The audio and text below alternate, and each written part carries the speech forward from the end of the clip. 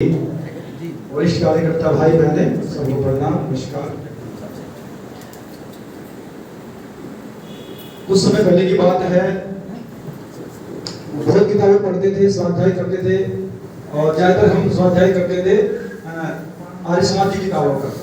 एक ही रास्ता, घोर घने जंगल में, गायत्री महामंत्र और फिर हम बहुत पढ़ते थे। आर्य समाज की किताबें काफी पढ़ते थे। तो जब पढ़ते रहते थे काकली में बैठ हमारी किताब पढ़िए, कभी दे दीजिए। तो उसने हमें किताब दी, उसका नाम था प्रज्ञा पुराण। मैंने उसको पढ़ा। पढ़ने में मैंने पहली कहानी पढ़ी।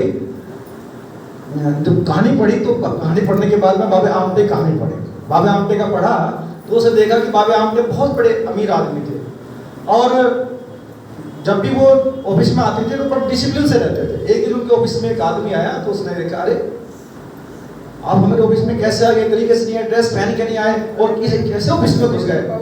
उसने कहा, बाबू जी आप हमारे ड्रेस की बात कर रहे हो, हमारे घर में खाने की भी नहीं है, ड्रेस कहाँ से लाएंगे बाबू जी। उसने कहा, अच्छा मैं तुम्हारे घर ही चलता हूँ। घर गए, घर जाके देखा तो वास्तव में उनके घर में टूटे फूटे बर्तन, बुरा हाल। उनको देखकर बाबा अपने घर में बड़ा दुखी हुआ। उसने कहा, अरे समाज में ऐसे भी लोग हैं, तुम इतने बड़े संपन्न आदमी और एक तरफ इतने गरीब आदमी रहते हैं। कुछ नहीं बोले, वापस आए। उसकी जो उन्होंने सहायता की आने के बाद में उसने रेजिग्नेशन लेटर लिखा और कहा कि मैं आज से यहाँ से अपना इस्तीफा लेता हूँ। और सारा जीवन उन्होंने लोक सेवा के लिए लगाया। किताब पढ़ते हुए रोकते खड़े। अरे इतनी अच्छी किताब है, मेरा पूरा जो है पूरा का पूरा किताब पढ़ी प्रज्ञा पुराण। पढ़ने के बाद में पूछा नहीं किसने लिखा, उसे जो हमारे अंदर भैया कहाँ से किताब ला के दिया आपने, तो उसमें गजब हो गया। मैं गीता पढ़ते रहता हूँ, आर्य समाज की घोर घने जंगल में बहुत अच्छी किताबें पढ़ी और लेकिन ये कहाँ से ला के दिया आपने। उसने कहा, ये गुरुजी किताबें हैं शांतिपुर हरिद्वार की, वहां से आती हैं। मैं कहा, भाई जाने का रास्ता क्या है। उसने कहा, भाई इससे वहां पहुंचो। हम वहां पे गए। जाने के बाद में कहना है कि गुरुजी को जानना है तो 9 दिन का सत्र कीजिए। यहाँ पर 9 दिन का सत्र में आप पूरे गुरुदेव को जान जाएंगे। भगवान है, इस समय परिवर्तन करने के लिए आए। मगर भगवान तो भाई श्री कृष्ण भगवान है, रामचंद्र जी है। उसने कहा, नहीं ये युग परिवर्तन करने के लिए आए हैं। अच्छा 9 दिन पढ़ना होगा। मतलब भाई हमने 9 दिन वहां पे रहे। पहले बारी 9 दिन रुके और वहां पे जब सत्र किया, सत्र करने के बाद में 3-4 दिन के बाद मुझे अपने क्लिनिक याद आ गया। अरे भैया यहाँ तो बहुत टाइम लग रहा है, क्लिनिक में जाना है, पेशेंट बड़े दुखी रहते हैं। तो मैं गेट पे घूमता घूमा गेट के पास गया।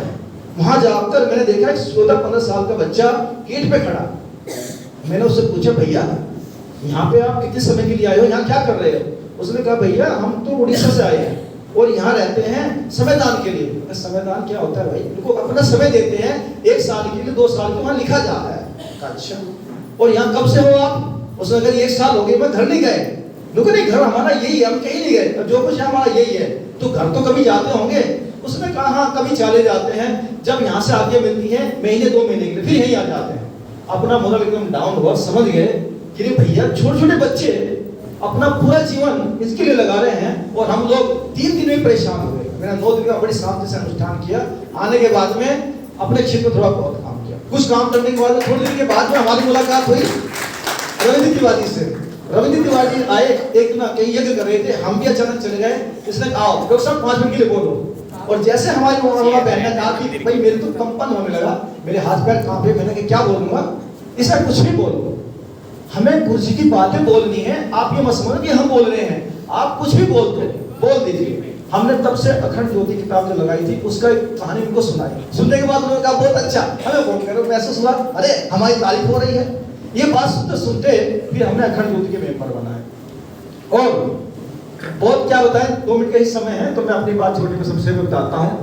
मैंने क्या निश्चय किया, जिस प्रकार इन्होंने मैं बोलना सिखाया, आज हमारे सारे कार्यकर्ता भाई हैं। मैं भी यही उद्देश्य रखता हूं कि मैं कम बोलूं और हमारे कार्यकर्ता सब बोलें, जिससे हमारा संगठन मजबूत हो और हमारे सारे कार्यकर्ता प्रतिभावान बने। ऐसे अपनी इच्छा रहती है। और दूसरी बात, मैं वेदव्यास शुक्ला जी के बारे में बोलूंगा। वो जैसे कि उन्होंने सरदेवा जी को बोला है, उन्होंने मैं भी बोला है कि भाई जितनी अखंड ज्योति के सदस्य बनेंगे उनका सारा वाहन मैं वहन करूंगा, आप अखंड ज्योति के सदस्य बनाओ, पैसा सारा मैं दूंगा, ऐसा उन्होंने बोला। और मैं इस वंश से ये भी कह के जा रहा हूं कि जैसे हमारे मोहन भाई ने बोला कि 5 सदस्य आपको बनाने हैं, भैया अखंड ज्योति तो हमारे पास बहुत आ रही है, लेकिन छोटे भाई का सम्मान करते हैं 5 अखंड ज्योति के सदस्य इसी महीने में भी बनाऊंगा। और इसके साथ साथ मैं ये भी कहता हूं कि 5 अखंड ज्योति के सदस्य बनाने के साथ साथ में कोशिश करूंगा तो वो आजीवन बने, ऐसा भी आपसे करता हूँ। बहुत बहुत धन्यवाद, नमस्कार।